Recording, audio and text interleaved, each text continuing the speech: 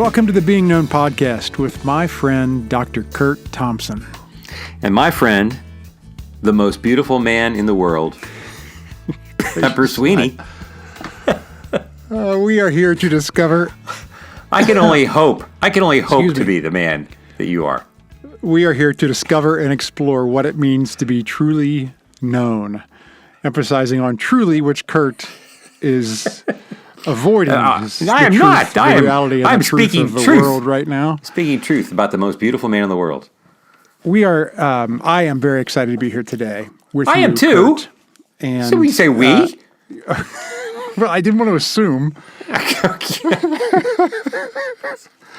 You could just be pretending. Okay. All right.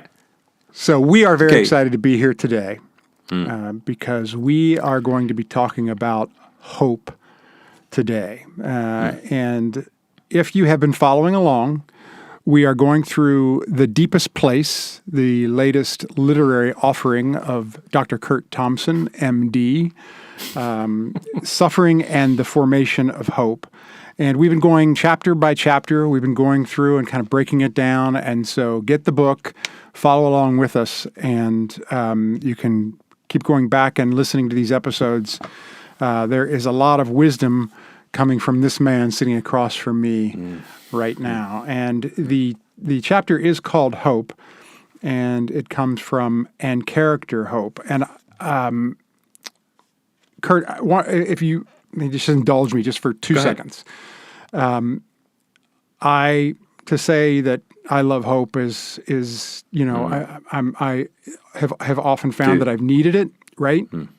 And so I have been trying to memorize some more poetry. I've been trying to memorize some things. I've we've talked ad nauseum about when I memorized The Piece of Wild Things during COVID. Can we just stop with the ad nauseum language?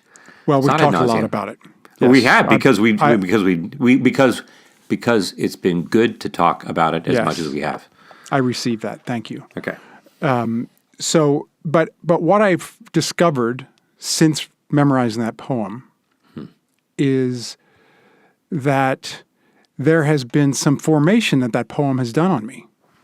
Right. Because it's in me now. I have it all the time. I'll have it for the rest of my life. And so I have been working on, and I'm not there yet, but I have been working on the Emily Dickinson poem, Hope. And the first part of it is, hope is a thing with feathers that perches in the soul and sings the tune without the words and never stops at all. Now, I've gotten that far, but the rest of it I'll read for you. And sweetest in the gale is heard, and sore must be the storm that could abash the little bird that kept so many warm. I've heard it in the chillest land and on the strangest sea, and yet never in extremity it asked a crumb of me. That's Emily Dickinson's poem, Hope. And then the other thing that there was a certain time in my life where I was really reaching for hope.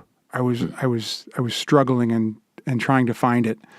And so at that time, my mantra was Romans 15:13, which is, may the God of hope fill you with all joy and peace as you trust in him, so that you may overflow with hope through the power of the Holy Spirit. And that, like holding on to that and having that memorized, there's really something about this memorization thing, and I'm committed to working on it more and filling myself with good things that I can draw upon. Well, Pep, I think we're just going to get right into this. Everything you're talking about is a reflection of and a commentary, a testimony to what the book is about, all that we've been talking about, that hope is not a thing that we just conjure or make ourselves come up with. It's not a thing that we hope happens to us. It is something that we form. And we form it by doing the very thing that you're talking about. Like, I love that idea that, like, you have taken the piece of wild things, you have committed it to memory, and it is now doing things within you, to you. Completely. Yeah. And so there is this, it's kind of like, oh, I don't know. This is just suddenly coming to me. It's like I invite a world-class chef to come into my home, into my kitchen, but I have to buy certain things. I have to buy certain things. But once I've bought these things, and I have to do the invitation, and if I'm doing the work of inviting, the world-class chef goes to work,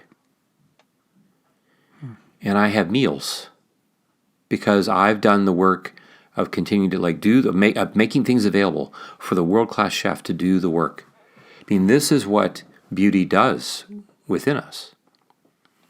But we have to do the work of embedding it. You don't just memorize that. I mean, I've had times when I've memorized other pieces of Scripture, and I've committed it to memory. And I mean, even in recent years, I've committed it to memory, but then I go away from it, and I can't just bring it up. Like, one has to continually refresh oneself with this. But as one does, hope emerges because of the practices that we are engaged in. It doesn't show up on my lap or on my doorstep magically. I don't just wake up one day and, I'm so hopeful. No, it is a thing that I'm working at. We would say that it's formed as a byproduct of our persevering work in response to suffering. Like you were just saying, there was a time when there's a certain suffering that we have when hope feels out of our reach. Yep. And so we turn to Romans 15:13. And we commit that and we pray that over and over. There's a certain suffering that leads me to persevere and commit that thing to myself. I'm going to commit that. It's the suffering that leads to the perseverance, and hope begins to emerge. There is a certain suffering.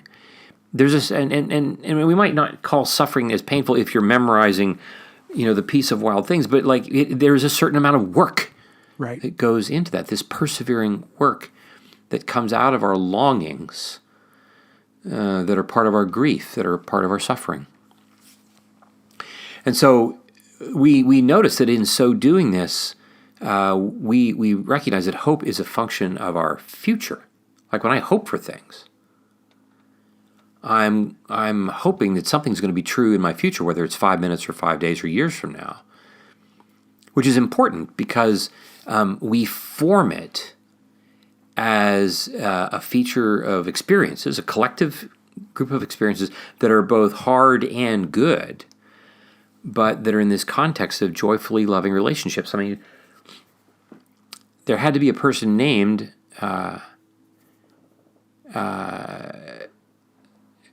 Emily Dickinson who wrote a poem to which you're committing yourself.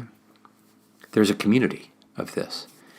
And we can form and practice hope because of things that happen that are good, right? You meet someone, you want to be married, you meet someone, you are dating them, and there are lots of good things about the relationship, and so you have hope that is formed. I hope this will go well because I have good evidence that it will. But there are also times when we are suffering, when hope comes from the work that we're doing in the context of suffering. And even when we find it difficult to be hopeful, there is the question of us being we say, like, I don't have much hope. Like the patients come to me and they say, yeah, I don't have much hope. And yet, here you sit in my office. Because as it turns out, you're hopeful enough. You're hopeful enough such that we're having this conversation. And in so doing, I am constructing the future that might get me to next week. Yeah, that's really interesting. So the person could feel hopeless, and but the mere fact that they're coming to see you and they're in the room, they have to have hope. Right. Yeah.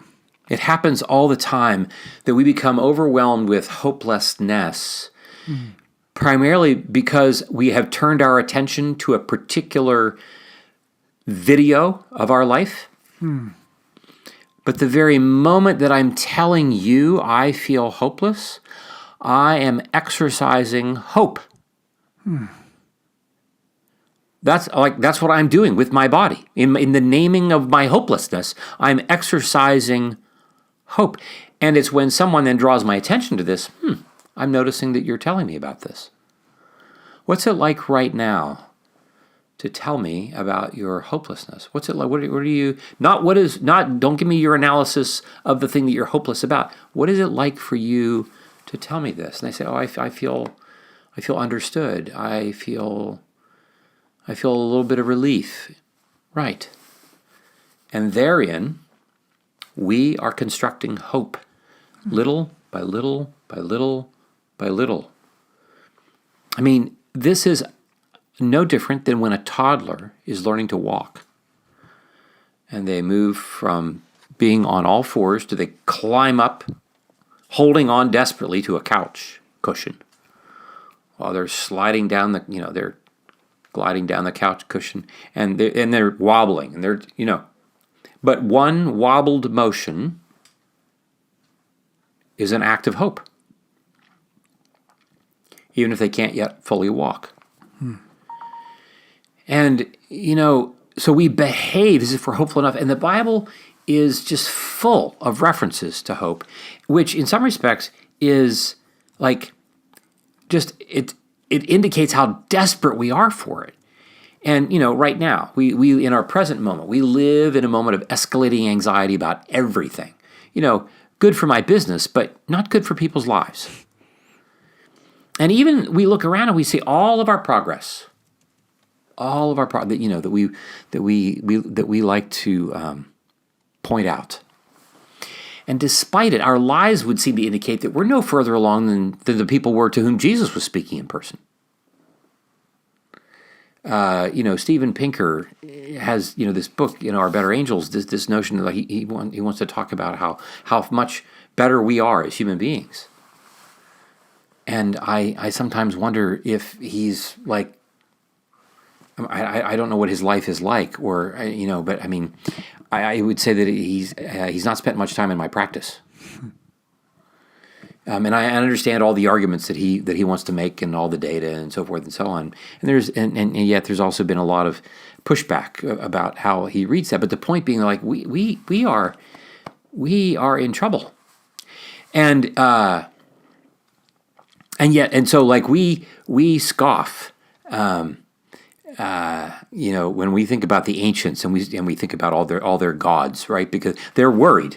They're worried about whether they're going to have crops. They're worried about whether they're going to have kids, or they're worried about all the things. And so we're sacrificing all kinds of things, including our kids, to the gods. And we look back at the ancients and we scoff at that. We think, like, these people are a bunch of whack jobs. Like they were just ancient people. They don't know. And as it turns out, like, we just have different gods that we sacrifice ourselves and our kids to. One example is, like, we now have a phenomenon. We've all heard it. We went from helicopter parenting, and it's now to lawnmower parenting, right? Because parents are anxious. They're not hopeful about their children. And so they're doing everything out in front of their children, and they are crippling their children. And what are they doing? They are sacrificing their children to the gods of their own anxiety. Because they're not hopeful. Because it's hard for us to believe that Jesus is actually king. And that because he's king, the world is ultimately safe. And it's hard for us to hope when we are believing a story in which we don't believe that we're okay. But we're just sacrificing to different gods, and in order to, like, appease them so we can try to be hopeful.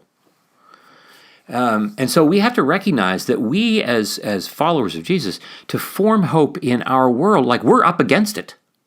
Because evil is not, like, it's not about to go quietly into the night. It is pushing back heavily. It has no intention of leaving us alone, and hope becomes a problem for evil. And so hope, we form hope necessarily in the face of resistance to that. And some of that resistance comes from our own stories. Some of that resistance comes from evil's active activity in the world. Some of it comes from the world itself. But it's also one of the beautiful things that we learned about hope when it comes to even like neuroscience is that hope is not an abstraction. This is the beautiful thing about it. It's not this abstract thing that's just in my mind. It's not just a thing that we talk about. It is a thing that has to emerge as a creative act between me and someone else, in which my attention is directed to something other than myself, but rather to the thing that can fulfill my longings. So as we were saying earlier, when the person walks into my office and says, I'm hopeless, and yet they are with their body in my office telling me that they're hopeless, my work is to draw their attention to what's actually happening in the room, not the abstraction that's happening in their head that they're talking about while they're in the room. And this is what the work of developing hope is all about. It's about drawing our attention to what is actually happening in the real, embodied world that we occupy, and not the abstract world that we privately pay attention to in our own minds. And so it depends often on the presence of someone else drawing my attention to something else. So I'll never forget, you and I think I don't know how we may have come to the poem, The Piece of Wild Things. We may have come to that independently. I'm not sure. Yeah, I think we did. Got introduced to me when I was on a trip to California out to Biola University, and there was an English professor there who, like, we're sitting in the car waiting to go into In-N-Out Burger. We're wrapping up a conversation as we arrived in In-N-Out Burger. These are all wonderful things that you're talking about right now, just so you know. Exactly right. And we stop and we're talking about something, and he says, like, so for example, and out comes this poem. He just starts to quote it, and I'm like undone by what I'm hearing. And so I'm introduced to the poem by, like, somebody else has to introduce hope to me. And then when you came upon it and you committed this to memory, this notion that hope within me emerges. Like, I'll never, you and I have had some conversations about some pretty tender things in each of our lives. And I have a particular memory of a particular conversation in which I revealed, and I told you some things that were hard to talk about. And in that very moment, it feels like hope is emerging, just because even though I'm talking about the thing that doesn't feel very hopeful, that I am talking with you about it is changing what I'm sensing in the very moment it's happening. Because that's what's happening in the room. Right. You're drawing your attention to... what's happening in the room. Yep. Right. And so this is what we have to be doing all the time. And in the book, I talk about this one. There's a story. His name was Shane, and this is a guy who grew up in a house where he super smart guy, but not very comfortable socially.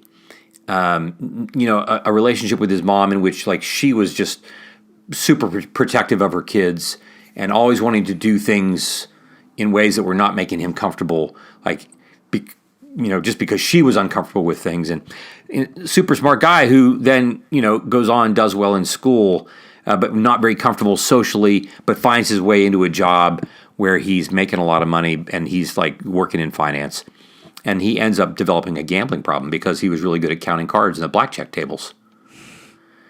And he was going, it was all going very well, except for when it started to not go very well. And then he embezzled money and landed him in jail for 18 months. And, he comes out of jail and we're like, what are you going to do? Like, where are you going to go? Like, nobody, it's like, it doesn't matter that you have a college degree and you're super smart and so forth. And so he had a friend who took him in when he came out of jail and got him connected with a landscape architect who had a business. And Shane went to work for him, like doing landscape work. But over the course of time, Shane is like also making observations about the business side. And before you know it, he's kind of working his way up into other parts of this business. And they know all about his story, but things were not going. It was still, all he had was Gambling Anonymous and his work. Those are the two communities he had, and it was not very easy for him. So at some point, he's really starting to struggle, even though he's got a job. And so he comes to our practice, and he starts to see me, and then we invite him to come into this confessional community. And dude, I'll tell you what, man, you talk about the amount of shame that this guy carries.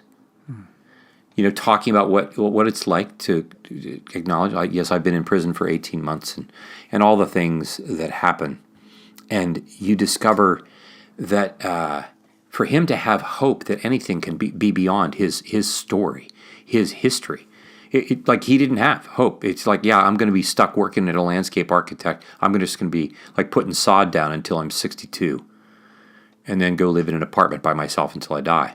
Because he can't picture anything else. It's not until he starts to enter into conversation with this group of people that his world starts to open up, and he starts to form hope that he could take the risk, which he eventually did. He just took one little step at opening his own financial planning practice, because he was starting to make suggestions for the other people in the practice, and so he sees, people can trust me, and we're willing to do, and he's got the support of this group that is helping him construct hope in the face of what felt like hopelessness. Mm-hmm. But that community is the body of Jesus. And so he's not just hoping in some abstract thing. I hope I can have my own financial planning practice. Yeah, that's not untrue. But what he's really hoping in are people. And it begins with the people who are in the room. And they are forming this collective body that is the body of Jesus that he's hoping in. So he's not just hoping in some abstraction. He's hoping in a person. So hope wasn't just a thing he has. It is the function of him directing his attention in this embodied way over and over and over again, and in imagined ways toward others in this community. While we like to say that hope has a lot to do with other people imagining things for us while our imaginations are working to catch up. And so his hope was being formed in the crucible of his suffering. But it was being formed. Because it's being formed, because it's not fly-by-night, it's durable. And so, you can talk about St. Paul when he's writing this. Suffering, perseverance, character leads to hope. You think this is just this magical thing. No. This is a guy who necessarily was going to have to practice. Just that thing on the Damascus Road was not going to be enough. If you can imagine, this is a guy he has this experience, and then they say, oh yeah, and now we're going to take you to this dude's house named Ananias. And if I'm Paul, I'm thinking I can't see a thing. It's going to be like that scene in Goodfellas when what's his name walks in and he thinks he's going to get made, and yeah, they end his life, right? I figured Paul, I'm blind. They're going to take me to the house, and they're going to I'm done. What else? Right. And Ananias is afraid, and you think he's afraid. If I'm Paul, after everything I've done, what hope do I have in them taking me to this place? So he has to have real experiences. This is a guy who can talk about having formed hope in a community of people that he was trying to kill. Right. This is God's not messing around. And so we are forming hope by paying attention to others who are sitting with us in our suffering while they imagine things for us, while we are waiting to catch up. We're doing all that work over and over and over again. And here's the thing. Even when we are forming hope, even for Shane, he's in this process of forming hope with his confessional community, and at the same time, he would still have experiences with his mom, in which she would do the same thing, and stuff would come rushing back into the room. But the community would help him settle and continue to be on the road that he was on. And so one of the things that's important for us we sometimes think, I would like to think that once I get to a place where I've formed hope, I no longer have to work. Suffering is going to stop. My old neural networks will never come back to haunt me. And we want to say that hope itself circles back around to infuse our ongoing willingness to allow others to be present with us in our suffering and for us to be present with them.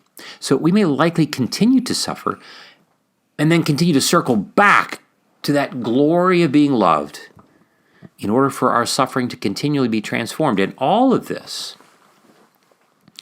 is strengthening the hope that we have, not just about the next 10 minutes, but about the new heaven and earth that is coming. And we're practicing for that right now. Thank you for this, Curt. Thank you for this so much. We have an application for you for this week based on this chapter. We want you to make a list of those areas in your life in which you want hope, but you find it difficult to do so. Reflect on how much suffering you carry in each of those areas as a result. Then consider sharing these stories, because we do none of this in a silo. Consider sharing these stories with a trusted friend in order to begin the process of forming hope of the sort that does not put us to shame, something that you may find feels risky and which we'll explore in the next episode, which I can't wait to explore with you, Curt. Thank you, my friend. Right on, buddy. Yeah. Good to be with you. If you are watching on YouTube, stick around. Amy's joining us.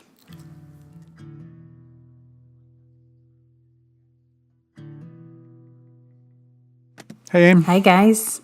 Amy Cella. So good. All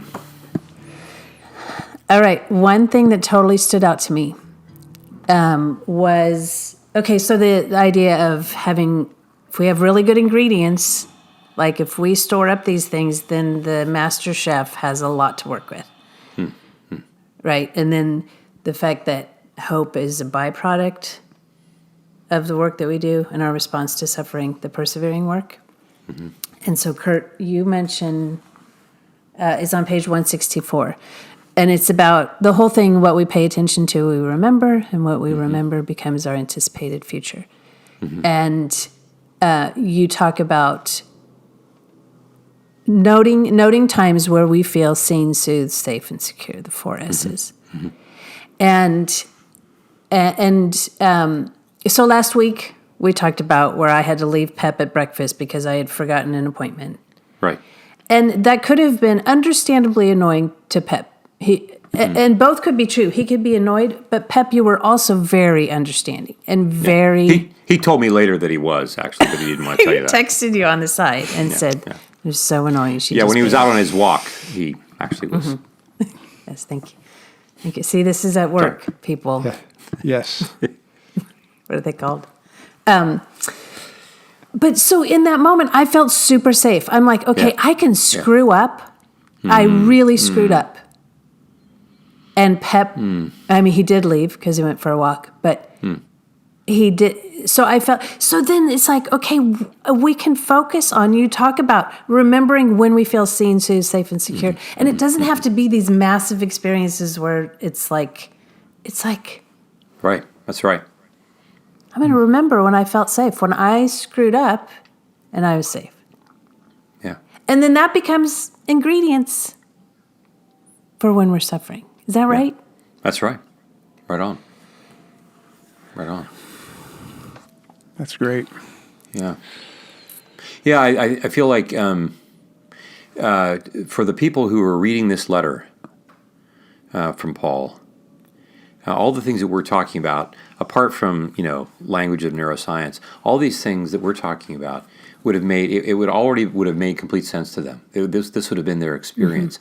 But we have come, in the last 500 years, 2,000 years, we've come so far away, we're so far away from that embodied encounter with each other that it becomes, it's much more like, we read Romans 5, 1 through 5, and it's this kind of abstract set of posited, cognitive principles that we're somehow, I'm trying to shoehorn these into my life, and they're going to magically, like I'm going to be hopeful somehow because I've heard this, in a sermon. But if we're allowing ourselves, if we're allowing the text to do like what you're talking about, Pep, if you like the poetry. Yeah, so when people have listened to this podcast, if we're going to allow ourselves to like commit these 5 verses to memory, and not just to memorize them like oh, I just happen to memorize the poem, but I'm going to allow the poem, like I'm going to listen to that bird chirping in Emily Dickinson's poem. I'm going to picture it. I'm going to picture the images that the poem conjures. Like it is a thing. It is a living, breathing thing. When we read these verses, they're intended to be living, breathing things, but that only come to us because of experiences that we've had with people who are sharing these kinds of things with us, like what we do here. Like what we do here. Well, and I want to say about the ad nauseum, Pep, like the Woodrake who does not tax their lives with the forethought of grief. Gosh. Like I wouldn't know. I wouldn't know that if we didn't do this ad nauseum. Like if you didn't. So when you say it like that, it's like it is a fabulous thing that we talk about it. Yeah, I appreciated Curt correcting me there. I really did. Because I can, I can go there. Because if we talk about it once or twice, it's gone. Yeah. The forethought of Well, I mean, I think because of I mean, in no small part, also because of what it does for me when you seamlessly just bring it up again. It's kind of like saying, I don't mean to introduce this painting by Van Gogh yet one more time. Yeah. Ugh, please. I'm sorry to be burdening you with this part of his. Sorry to burden you with this sunset. Yes. You know what I mean, right? So, Yeah. I mean, this is the thing. Like, evil will want to get at us at every way it can. But I just want to say that anytime you name this, even the Emily's, like it's so good for my soul to hear that. So you become the gospel for me. You become the gospel. I think that's a good place to wrap. It is. It is. So I plan to do a little wobbling because that is wobbling in itself is hope. Remember? Yeah. You said that. Yeah. Yeah. The little kid. So it's Yep. All right, guys. Have a great week. We'll see you next week. Love you. All right, you guys. All right. Love you guys. Yep. Bye. This podcast is produced by Curt Thompson, Pepper Sweeney, and myself, Amy Chella. Audio production and editing is by Keaton Simons. Video production and editing is done by Mark Gould. If you'd like to connect with us, you can find us on social media at BeingKnownPod. If you like this podcast, tell a friend. If you love this podcast, tell everyone you know. And please like, rate, and review wherever you listen. Be well, be now.